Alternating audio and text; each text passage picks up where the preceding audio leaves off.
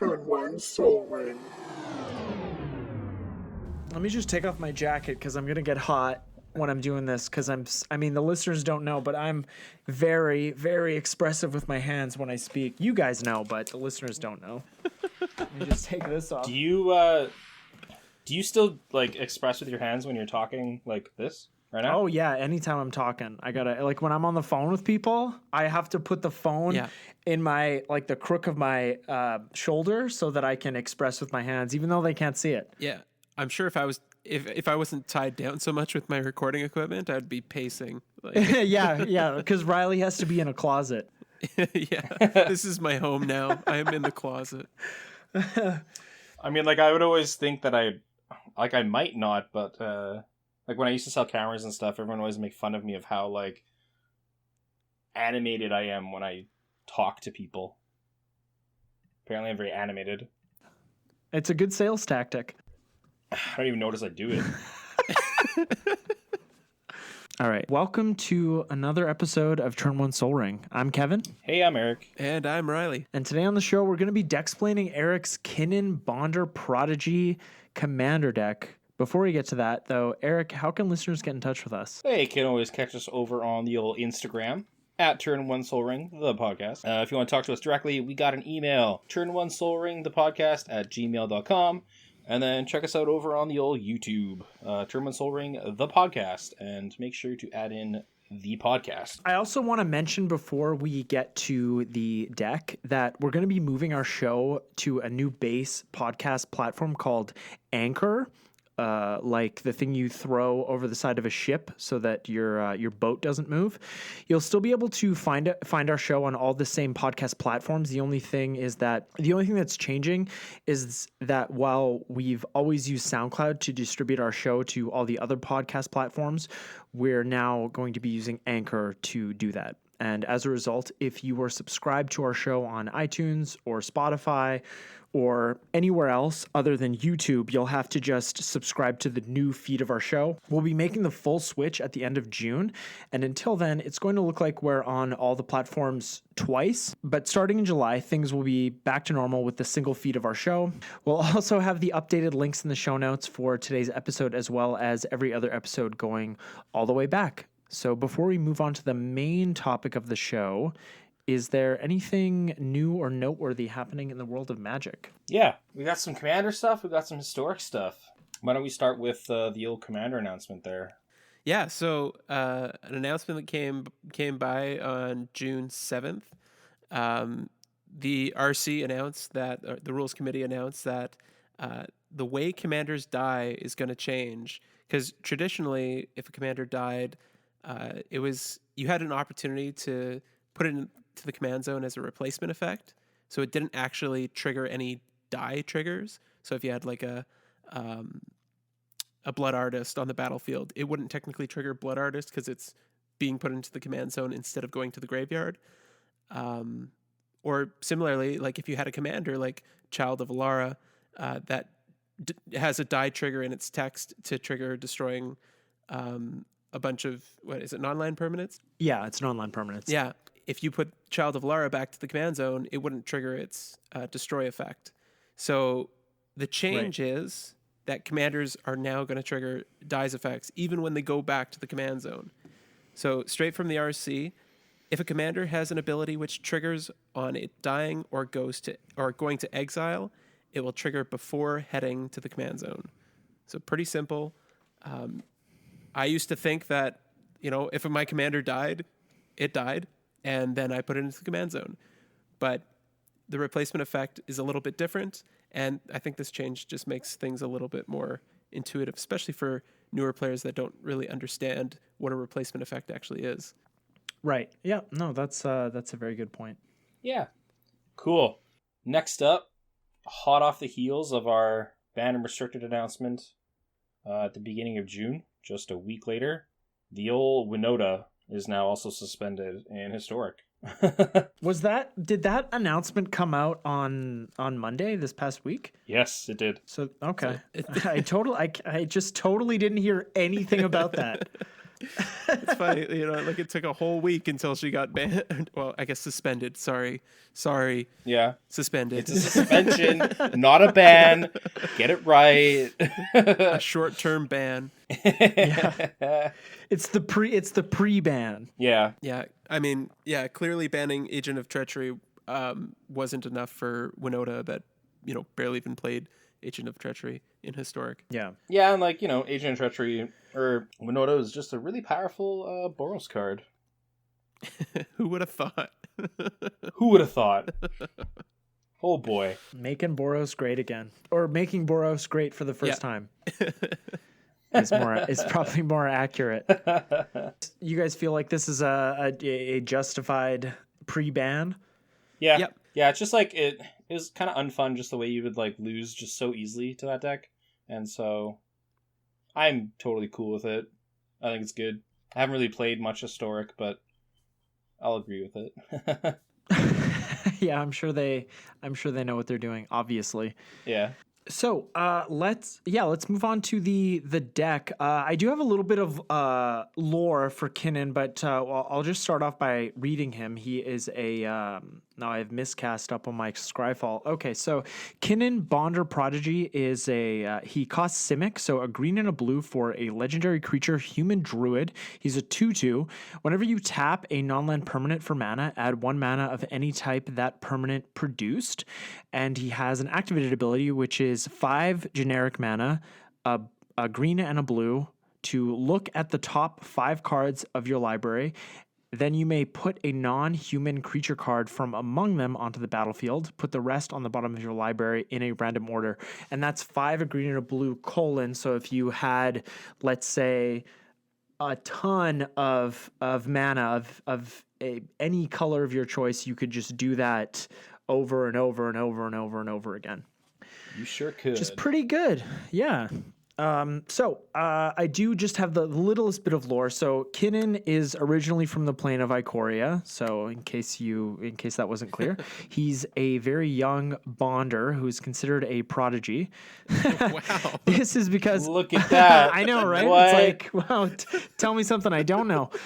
This is because unlike most bonders who only have one monster companion, Kinnan is able to bond with many, and that's about it. That I know about Kinnan at this time. He's a prodigy because he can bond with many beast companions. Wow, WotC's really stepping up their writing game there. Kind of a big deal. Yeah. Yeah, bring back the novels. It used to be that when you bought a fat pack is what they used to be called. Yeah. I don't want to be too I don't want to trigger anybody, but when you used to buy a fat pack, you would get a novel with it. So bring back the novels, please, because I'll read them. I do miss that. Take out a pack, make it 9 packs in a novel. That's fine. It's the same amount of paper. Yeah, and then just put that other pack you just removed back in there, and I'll be good with that. Right, it's I want my 10 packs. do 12 packs in a novel. What are we talking about here? I might as well throw in a 13th pack. Well, no, you do. Well, yeah, you do 13 packs so that you can do a sealed event with your girlfriend, and then you have 1 extra pack for the winner. That actually Hey, sounds look at really that. fun. Yeah, that's pretty good. That's perfect. And then afterwards, the person who won, they read the novel to you out loud, which is kind of romantic. Really, if you think about it. Wow, this is really romantic. Wow, he's a bonder prodigy? Wow. He's from Ikoria? Wow. Wow. Eric, Wow. what is the goal of this deck? What is this deck trying to do? All right, so a couple things about that. First of all, the name of the deck is Kinnan No Land Ramp. That's right. We see land ramp a ton in green, so I wanted to do something different. And so because of Kinnan's first ability, you tap a non-land permanent for mana, you add 1 mana of any type that permanent produced. The deck is going to kind of try and work off of that. And I was thinking I would just go for some big mana stuff, and there was one day I went to our LGS just talking to somebody, and he mentioned the card Helix Pinnacle, which I totally forgot about. And I was like, oh my god, that's what I'm going to do with the Kinnan deck. We're playing Helix Pinnacle. Yeah, man. Which just got a reprint in foil and mystery boosters, Yep, right? I got one. Yeah, it did. Oh, nice. Yeah. So the deck's main thing that it's going for is Helix Pinnacle. There's sort of a secondary thing in here, but we're mainly trying to just win with Helix Pinnacle, hopefully. Cool. So Helix Pinnacle is a 1 CMC green enchantment, which has Shroud, so you can't target it, thanks, unless it gets wiped away. And then it does have X to put X tower counters on Helix Pinnacle. And at the beginning of your upkeep, if there are 100 or more tower counters on Helix Pinnacle, you win the game. Boom, done. Longtime listeners of the show know that I have a soft spot for cards like this with alternate win conditions, just cards that say you win the game. So I have to say I really do like this deck before we even get into it. Cool. Yeah, holy crap, is there a lot of ramp in here? That's the entire deck is just ramp.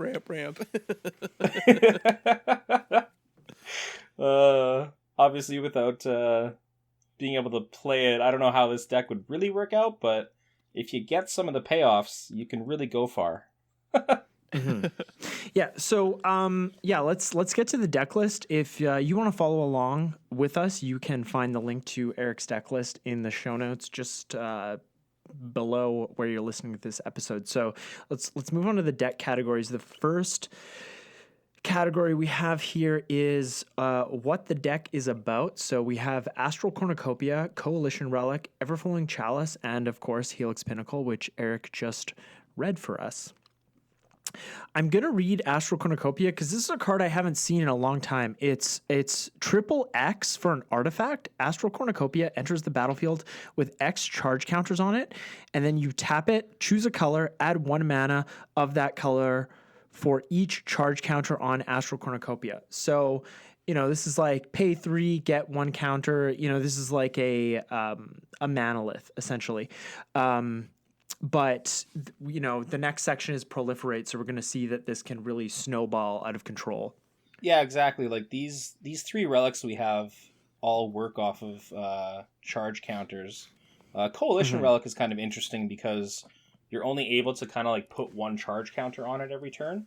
But with the use of proliferate, you'll be able to get more on there. And it still says at the beginning of the pre-combat, you remove all the charge counters from it, and you get 1 mana of any color for each charge counter move that way. So yeah, so for each charge counter, like when they get removed, you'd get to choose a different color, right? Yeah. Okay. Just making sure. That's another card I haven't seen in a long time. Yeah, Coalition Relic is great. Yeah, very good card. Okay, so the next category here is proliferate. We have Contagion Clasp, Contagion Engine, Doubling Season, Evolution Sage, Inexorable Tide, Thrumming Bird, and Viral Drake. I think the card that stands out to me most in this section is Viral Drake. Yeah. It's 3 and a blue for a 1/4 Drake with flying. It has Infect, and you can pay 3 and a blue to proliferate, but it's not a tap effect. It's just 3 and a blue : you can just we've heard about the infinite mana combos with Kinnan. So you could just dump mana into this and kill everybody once you've dealt 1 damage of infect to them. You've already said that Helix Pinnacle is the way that you want to win, but the 2 creatures, Thrumming Bird and Viral Drake, that we have here could do pose a real threat to your opponent's dying. Yeah. I would totally agree with that. I liked how they were flying, which is why I was like, you know what? I think it's worth to put them in here because we can just keep proliferating and things like that. I wish Thrumming Bird also had Infect, but what are you going to do? You're right. Yeah. Yeah, that'd be messed up. Of course, if you want to be able to wipe the board, you can use the Contagion engine because when it enters, you can put -1/-1 counters on each creature a player controls. You can hit all your opponents with this and then proliferate away. Yeah. Yep. No, that is a fantastic card that probably needs a reprint, if I'm being perfectly honest. I think so. It's getting up there. I'm sure in it's price. I'm sure it's like $15 and it has no business being that expensive. No, it doesn't. So the next category we have here is other mana stuff. It is Birds of Paradise, Growth Spiral, Kiora's Follower, Krufix God of Horizons, which I really like. Mana Reflection, Nyxbloom Ancient, Seedborn Muse, and Zendikar Resurgent. When I first looked at this deck, I was like, oh, why is Zendikar Resurgent in here? It doesn't have that many creatures, but it's the mana doubling. It's the mana doubling. Yeah, it's just more redundancy. Yo, kid, I heard you like mana, so I put some mana in your mana so you can mana while you mana. But yeah, I really love Krufix God of Horizons because you can create so much colorless mana and you just get to hang on to it, which is exactly what you want to do. So, Eric. Yeah. Growth Spiral, is this really a no-land ramp spell? Oh. Yeah, I got a bone to pick with Riley, you. you have to have the land in your hand. You can't go get it. Yeah. It's not getting lands out of your deck, like if you do draw that one card, so that's why I kind of like was skipping the boundary a little bit with Growth Spiral. Yeah, sure. If you have a bone to pick with me, that is totally fair. Yeah, we'll get to that. Yeah, next thing you know, you'll have an Arboreal Grazer in there. Yeah, we haven't gotten to the land section, but there might be a... No, there's not. I was going to say Myriad Landscape, but no. I just looked. It's fine. So the next section is Artifact Ramp, which is pretty juicy. We have Arcane Signet, Doubling Cube, Gilded Lotus, Mana Crypt, Simic Signet, Soul Ring, Talisman of Curiosity, The Great Henge, Thought Vessel, and Thran Dynamo. Whew. So pretty lean. I like this a lot. Yeah, it's all pretty low. There is the Gilded Lotus, which is a little higher up there, obviously, and then Great Henge should be able to cost cheaper with some of the creatures in this deck. So yeah, I don't. Yeah, honestly, I don't even think you're gonna have an issue casting the Great Henge for full value. Like this deck is just absolutely packed to the brim with ramp. Yeah. Even like Eric, like you said about Gilded Lotus, it's giving you, it is a little more expensive, but it is giving you colored mana, and that's what you need to activate Kinnan's ability, even though I know that's not how you're planning on winning, but still it is a little bit of extra value if you need to. Yeah, it is. And definitely his ability, there's nothing wrong with it, and it can get you more of the other creatures onto the battlefield, so it's good. And then, of course, Thought Vessel is always good for... we do have some ways to draw some cards, so don't have to discard them with that guy there. Yeah, so speaking of the Kinnan's second ability getting non-humans onto the battlefield, the next section we have here is Elves. And in that section, we have Arbor Elf, Bloom Tender, Elvish Archdruid, Elvish Mystic, Incubator Druid, Llanowar Elves, Llanowar Tribe, Paradise Druid, Priest of Titania, and Quirion Elves, which is a good filter. Quirion Elves is actually 1 and a green for a 1/1 Elf Druid. As Quirion Elves enters the battlefield, choose a color. You can tap it for a green, or you can tap it to add 1 mana of any color. Of the chosen color? Of the chosen color? Oh, boy. Yeah. So I can tap for basically green or blue. Yeah, that card's actually great for 2 mana decks like this one. So, and I was really fighting with myself if I should put in cards like Priest of Titania, and because there is only 10 elves in the deck, but I mean, if you do get to that point with like 3 or 4 elves on the battlefield. Yeah, and it counts all elves too, right? So if your opponent has 1 or 2 elves, you're counting that as well. Yeah, and there are those like one-off elves that people tend to play, so... Yeah, I don't even play one-off elves. I play like 3 or 4 off elves. Or if I'm playing like Izuri, man, I'm playing a lot of elves. Yeah. Baby, you got a stew going.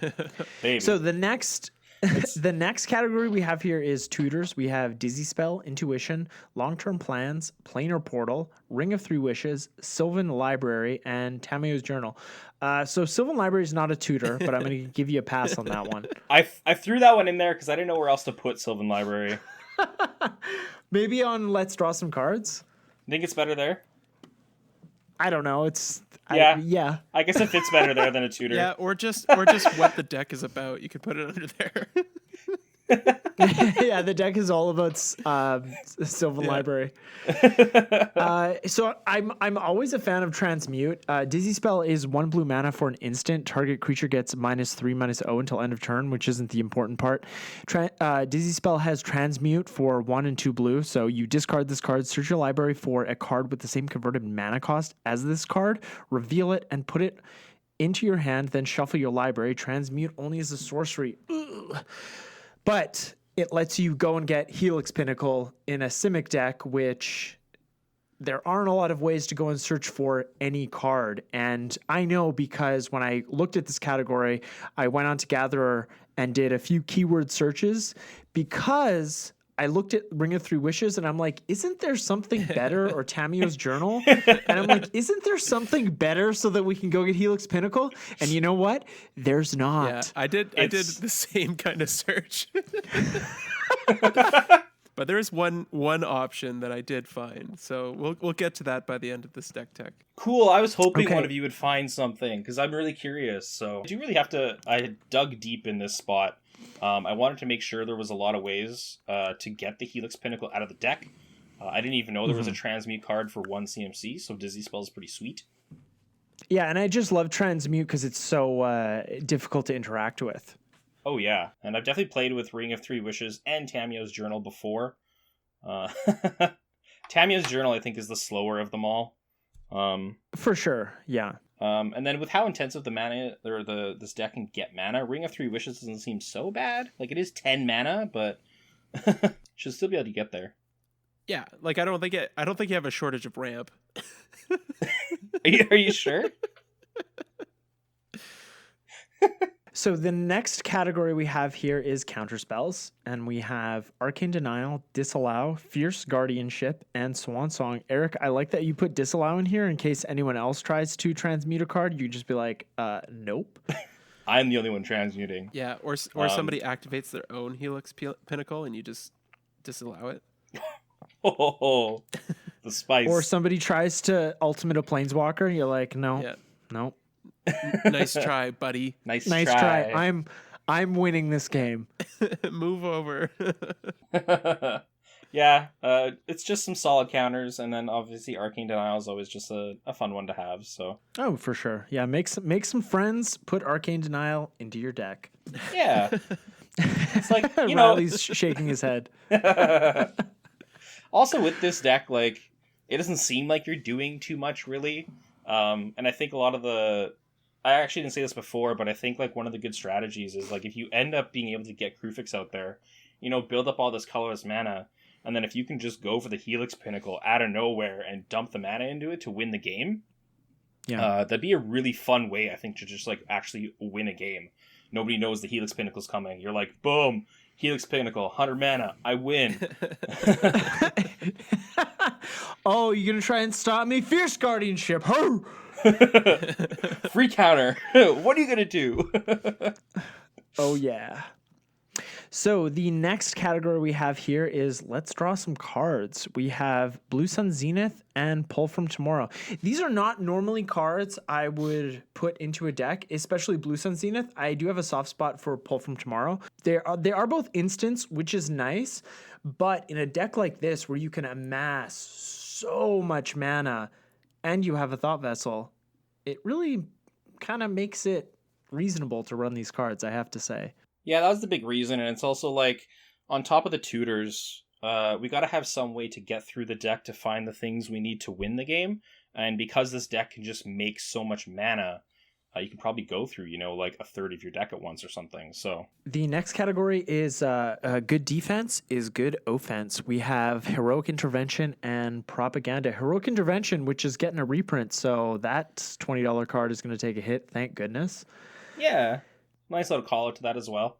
Absolutely. And we have Propaganda, which is always a good include in a deck where you don't have a lot of creatures and you are trying to win through an alternate win condition besides, combat damage, so to speak. Yeah, and I was also thinking of putting in that, the one that Collective has, Restraint? Yeah.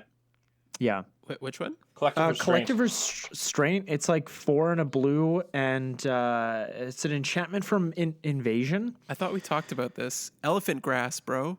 Oh yeah, elephant grass. Right. Get that elephant grass. Yeah, gotta slam it. That's right. Hey, I mean, with all this ramp, you could pay its cumulative upkeep. I mean, like, you know what? That's a really good point. You're right. When you're right, you're right. Yeah. You could proliferate the time counters. Yeah, you can. You probably don't want to be doing that though. No. I really should have put that in here just to appease you, Riley. Yeah, you should have. Yeah, you definitely don't want people attacking you in a deck like this because any seasoned player is going to know that you're not going to block with all of your elf. But you might block with ramp. some of the following. Yeah, we have some Hydras is the next category. We have Genesis Hydra, Hydroid Krasis, Standard All-Star, Lifeblood Hydra, Primordial Hydra, and Voracious Hydra. Canadian Lander. Canadian Highlander All-Star. Yeah. So Eric, am I correct in assuming that this category is sort of an alternate win condition category, a place where you can dump all of that mana if Helix Pinnacle isn't an option? Pretty much, because the deck is going big mana, and so we can probably just make these super big, and they all do something kind of decent. So it's an alternate-ish kind of thing. I especially like the Hydroid Krasis since he's flying and trample, so that's really hard to deal with. And he draws you cards. Yes. So yeah, that's pretty great. Jellyfish Hydra Beast. Oh boy. Genesis Hydra can be a way we can go through the deck also to find something, because, you know, you dump 20 mana into that. Top 20 cards, you're probably going to find something good. Again, the Lifeblood Hydra isn't in there so much for when it dies, you gain life and draw cards, which is nice, but it is another big Hydra with trample, so we can just make it, you know, a 40-40 and swing in there. Yeah, that might do the trick. It might. Yeah. And Hydra's having trample is really flavorful because, you know, they'll just like get around anything. They got all the heads. Plus, they're fucking huge. Exactly. You know what, Riley? I think what I said was sufficient. I don't know why you have to upstage me like this every time. Yeah, come on. The next category we have here is some Planeswalkers. We have Kiora, Behemoth, Beckoner, and Nissa, Steward of Elements. Are you laughing because I said Behemoth? Because I should have said it like Kiora, Behemoth, Beckoner. I'm going to read these just in case anybody forgot. Kiora, Behemoth, Beckoner is 2, a green and a blue for a legendary Planeswalker with 7 starting loyalty. She has a static ability. Whenever a creature with power 4 or greater enters the battlefield under your control, draw a card. Her minus ability is untap target permanent, and Nissa, Steward of Elements, is X blue green, the only X-costed Planeswalker. For an X loyalty Planeswalker, her +2 is Scry 2. Her 0 ability is look at the top card of your library. If it's a land or a creature card with converted mana cost less than or equal to the number of loyalty counters on Nissa, Steward of Elements, you may put that card onto the battlefield. And her -6 is untap up to 2 target lands you control. They become 5/5 elemental creatures with flying and haste until end of turn. They're still lands. And she comes into the battlefield with loyalty counters equal to the amount you paid into X. Man, in case that wasn't clear. I'm just thinking about how much mana could you make off of, like, say, a Gilded Lotus, a Kiora Behemoth Beckoner, and something like a Nyx Bloom Ancient on the battlefield. Like, that's pretty spicy. Plus, you draw a card for playing the Nyx Bloom Ancient with Kiora. So that's totally nice. Yeah. And like, there's not many creatures that are gonna hit her top ability. Obviously, it's in there for the -1. Because again, like, if we have some big stuff like Nyx Bloom out there, it's really good. If we can get one of our Astral Cornucopia or Everflowing Chalice way up there, those can be big manas as well. So, for sure. And at some points in the game, I'm sure you can finish people off with Nissa's -6, 2 10/10s or 5/5s that are nowheres, 10 flying damage. Yeah. Yeah. And I mean, you could easily play her and just ultimate her. Yeah. Oh yeah. So the next category we have here requires some explanation. We have Craterhoof Behemoth and Eternal Witness. Sorry, Craterhoof Behemoth and Eternal Witness. You know what? I totally could have put Sylvan Library over here. You know what? Where could you not put Sylvan Library? That's right. You could have put in an artifact or ramp under for counter crying spells. out loud. Yeah. I don't. It's not an artifact. So okay, Eric's like nerd powers taking over. so I mean, the section is called "Extras Require Some Explanation." Eric, what's your explanation? Craterhoof Behemoth. If we're getting all those elves out there, you can definitely just end the game with the Behemoth. This is kind of like the big alternate win con of the deck. Oh yeah, because you have elves and hydras. Yeah. The Eternal Witness, though, is kind of spicy. I put it in the deck so that it goes along with Intuition. Okay. So, Intuition, Oh yeah. search your library for 3 cards and reveal them. Target opponent chooses one, put that card into your hand and the rest into your graveyard, then shuffle your library. So it's like, if we need the Helix Pinnacle and we have both Intuition and Eternal Witness in hand, we know we're going to get the Helix Pinnacle no matter what. Right. Yeah. So only one stays in your hand? Sorry, I gotta read Intuition again. Yeah, so only, like, target opponent chooses one, Okay. and you put that one into your hand, and then the other 2 go into the graveyard. Okay. So you pick Helix Pinnacle, Eternal Witness, and what else would you pick? Oh, I was saying if we had Intuition and Witness in hand. Oh, okay, I see. No, but Yeah. what about an Intuition package? Have you considered that? Like, if you played Intuition with nothing else relevant in hand, what 3 cards could you get to get what you want?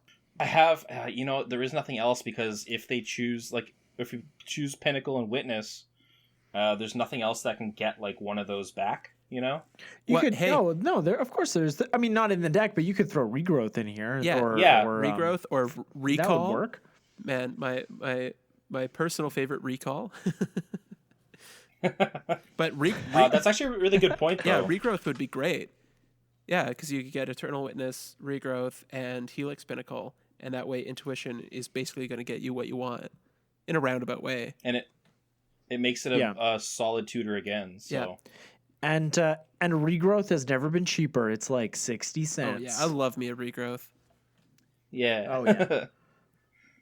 Yeah, I think actually something should definitely be nixed out of the deck for a Regrowth. So the next category we have here is lands. There's 36 of them. We have Ancient Tomb, Breeding Pool, Castle Vantris, Command Tower, Fabled Passage, Flooded Grove, 11 Forest, Hinterland Harbor, 11 Islands, Misty Rainforest, Mystic Sanctuary, Prismatic Vista, Reliquary Tower, Simic Growth Chamber, Temple of Mystery, and Waterlogged Grove. What are you laughing at? Did you throw in the Growth Chamber just for Kinnan? I did.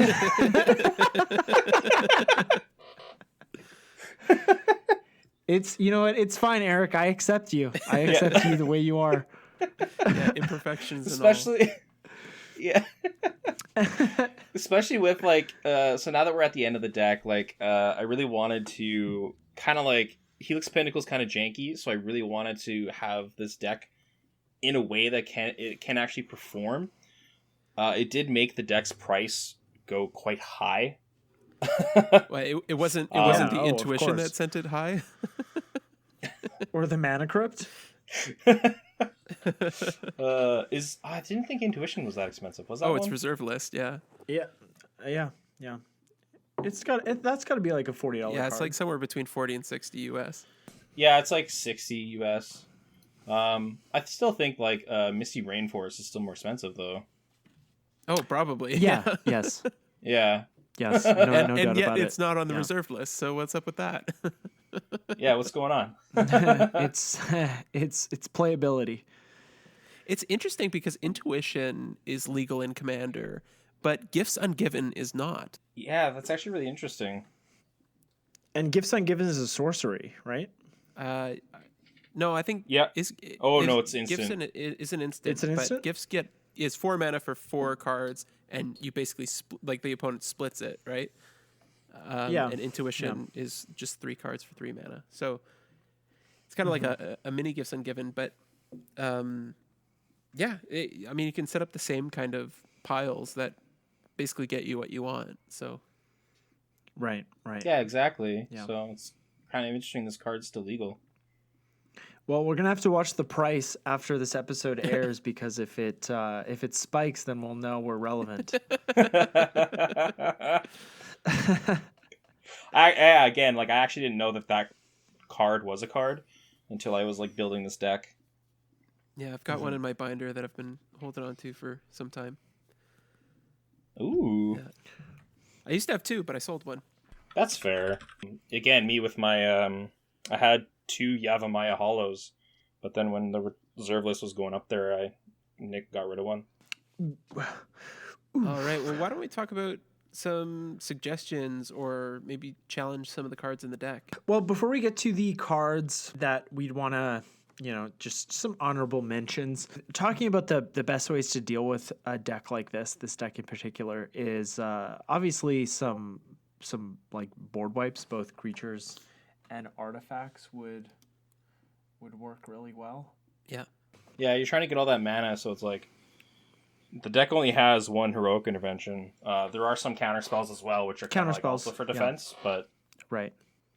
Yeah, and I think in general, something that I've learned in playing Commander is that the most powerful ways to use counterspells are to try to protect what you're trying to do, your game plan, as opposed to taking pot shots at your opponents. Unless, it's not a pot shot if your opponent is about to win and you know exactly when to counter a spell. But a counter spell, especially in Commander, is one of the most difficult things to get good at knowing when to use if you're using it offensively. Yeah. I think that's said really well as well, because like obviously starting my first Commander deck was Izzet, and there were so many times that I would counter a spell that was definitely not needed, and then someone else would just like win the game off something, and it's like, wish I had that counter spell. Yeah, right? Yeah, how many times have all of us been in that situation, been like, I wish I had that counter spell? Well, I've been in a situation where somebody like on turn 3 countered my Cultivate, and I was like, okay, what? Why? and then like turned around and just got stomped. I mean, it was a newer player. He didn't really know what he was doing. He just like he mostly played limited, so he just thought like, hey, I got this mana up, I got this counter spell, I might as well be mana efficient and use it, right? Which and that's in a understandable. limited context may make sense, right? But in a multiplayer format that early on in the game, it was probably not the right thing to counter because he just got ran over like in a couple turns by something else that was way notably a bigger threat. Yeah. So let's move on to the cards that we might add to this deck. So I'd start with some easy infinite mana combos. You could add Basalt Monolith, which creates infinite colorless mana with Kinnan's static ability. You already have Nyx Bloom Ancient, which also creates infinite mana with Basalt Monolith. Those both, those creatures, if you wanted to create infinite colored mana, you could add some mana filtering with cards like Prismite or Signpost Scarecrow or Gemstone Array. And the best part about those cards is they're pretty cheap to pick up. But with either of those strategies, you can use the mana to pour into lethal Walking Ballista to win the game if you're having trouble getting the Helix Pinnacle out of your deck.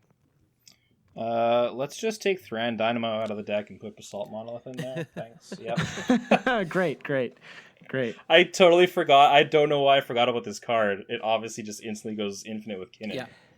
with colorless mana, which is all you need for Helix Pinnacle. But there are a lot of other cards that just want you to have colorless mana, like even Krufix, right? It only cares about colorless mana, so you can just keep banking it. But Riley, or what do you have for this category?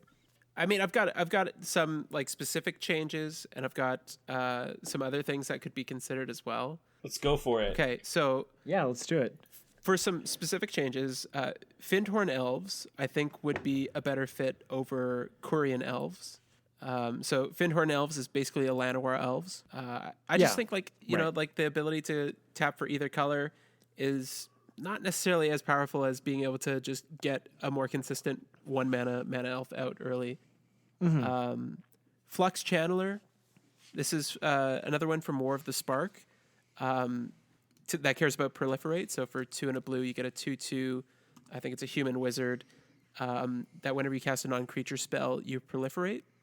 And I was just looking at the deck list, and you've got 18 artifacts, you've got 11 instants, you've got 7 enchantments, you've got 2 planeswalkers. Like, you probably have enough triggers that you could just like passively get proliferate triggers off of Flux Channeler. So that might be something to look at over a couple of the other proliferate options that you have, especially the ones that cost quite a bit of mana. I think Contagion Clasp is, if that's the right one I'm thinking of. Not Contagion Engine, because that one's really powerful.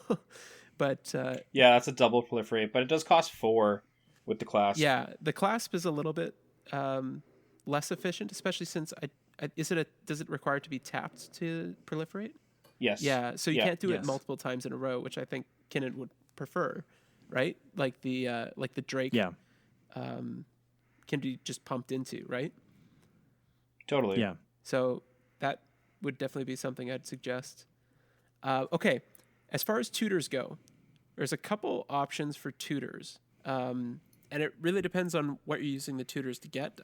From the sounds of it, sounds like you're mostly interested in finding a Helix Pinnacle. Mostly, and it's also like if that's gone, it's like if you can like get the Crater Hoof Behemoth or one of the Hydras like with Trample, we're able to still finish off the game. Yeah, and there's so many green cards that let you search for creatures specifically. So we so don't need to mention those. That might be worth considering over like Ring of Three Wishes or Tamio's Journal would be Planner Bridge. So Planner Bridge, same cost as Planner Portal, but the activated ability costs 8 to put a permanent into play. Compared to the Ring, which is costing 10 to put it in your hand.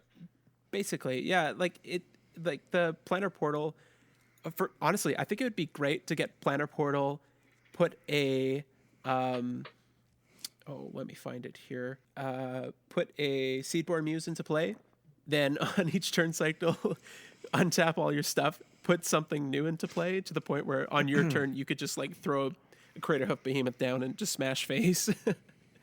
Or it's not the most efficient option for getting out Helix Pinnacle, but any of your other super strong permanents like Nyx Bloom Ancient or Seedborn Muse or Crater Hoof Behemoth or Krufix, those could be a little bit more mana efficient with Planner Bridge. Yeah.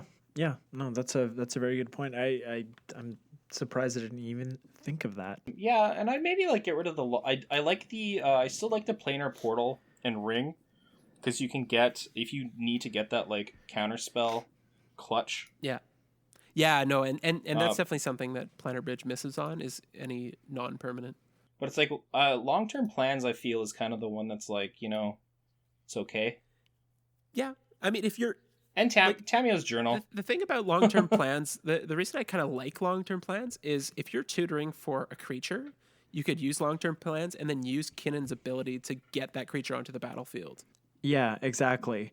Yeah. And with the biggest issue I have with Tamio's Journal is that you have to wait for upkeep. So you're not really in control of getting that search ability. With the other tutors, you can if you have the mana, you can do it when you want to do it. And like Riley just said, with long-term plans, you can activate Kinnan's ability and pull it out if it's a creature. obviously. Yeah, and the thing with Tamio's journal is I generally look at it more as a card draw engine and less as a tutor engine, unless I am actively making clues or making copies of clues. Because it is really slow. Like you have to wait 3 turn cycles to be able to search for one card. Yeah, unless you have a Paradox Haze. A couple other cards to consider for, well, one of the challenges I have here is Growth Spiral. And a couple other things that you might want to consider is Finale of Devastation. Oh yeah, because it gets a creature. Well, it gets a creature. What does that do again? Could you read that, Riley? Yeah. So if I remember correctly, it's X green, and you can search your library or graveyard for a creature with converted mana cost X or less, and put it onto the battlefield. And if X is 10 or more, your creatures get like +10/+10 and haste until end of turn. Yeah, +X/+X. Yeah. Oh, +X/+X. Okay, so not even +10/+10. Okay. Yeah. So it's like you're generating so much mana, you could just get like search out a Kratos Behemoth and smash them for $1 billion. Like you could get the Crater Hoof trigger and the Finale trigger. Yeah. And you could stack them however you. Well, I guess no, because Finale would trigger first. Because it's part of the cast. Yeah, because you're casting it. Yeah. Yeah, but that's another creature tutor / Crater Hoof replacement or similar effect, I should say. And another one, it's a newer one, Shared Summons. Again, this is more of a creature tutor. But Shared Summons basically gets you 2 creatures for 5 mana at instant speed. For 3 green. It's got text that in Commander basically says, get 2 creatures, have fun. Yeah. Yeah. And then finally, in the theme of Helix Pinnacle, I feel like Simic Ascendancy would be right at home here as well. I was looking at that card and I didn't know if it would be good enough to like still have in here as well. Yeah. But if we are going Proliferate, we're going with all this other stuff, like why not put that in here? Yeah, and you right? don't have a ton of +1/+1 counter stuff, but Simic Ascendancy gives you a mana sink to generate those +1/+1 counters. So yeah, I thought it would be a good option. Yeah, and again, like that was the first reason why I didn't. I was looking at it and I was like, I don't really have many +1/+1 routes in the deck. Yeah. But I think like it would only so Helix Pinnacle requires 100 counters, is that right? Yeah, it does require 100. So 3 times 20 is 60. 60. So you'd only need 60 mana to win with Simic Ascendancy. Obviously it's a little bit more color restrictive because it's 1 green blue to put a counter on something. I still don't think the deck's going to care that much about that. Probably not. Yeah, I like the Ascendancy now. Yeah. Yeah, now if they would only change the hybrid mana rules, you could run Beseech the Queen to tutor for Helix Pinnacle. Oh, man. just 6 colorless, go get it. But again, going off of the like infinite mana, you could you do have the Blue Sun Zenith and Pull from Tomorrow, which let you draw X cards. So if you did have that much mana, you could also throw in Thassa's Oracle and win the game that way. Well, like if you're drawing your entire deck, you could just play Helix Pinnacle and put the rest of the mana into there too. So like it's not. You know what? Why waste a slot on Thassa's Oracle? Yeah. You're right, Riley. Oh boy. Yeah, and I think I like Finale Devastation. It's kind of like another Crater Hoof, which is kind of nice. It is a fantastic card. I can't believe how expensive it is. Oh yeah. Yeah, it's great. I got a box of War of the Spark. I opened 2 of these. Ooh is right. Yeah. Oh boy. All right. Well, I think that about does it for this particular deck tech. I really like this deck. Yeah. I just like the unconventional jam every ramp card I can into it kind of theme. And without with the exception of Growth Spiral, without any land ramp. I really like that. I'm being called out. Well, we're going to bring this episode to a close. We will have the link to the full deck list that we just talked about in the show notes if you want to take a gander at that, as well as the links to all 3 of our Deckstats accounts containing all the deck lists that we've created for the show, as well as some other decks that we haven't talked about on the show before. So, if you like the road less traveled, you can check that out. We want to thank you all for listening, and we want to thank our lovely editor, Ainsley, for the behind-the-scenes work that she does each and every week to make this show listenable, because she does cut out a lot of bullshit. If you want to find Riley on social media, how can listeners find you on social media? Where are you? Well, you can find me on Twitter at RilesDayton, or you can find me on Instagram at Riley_Dayton.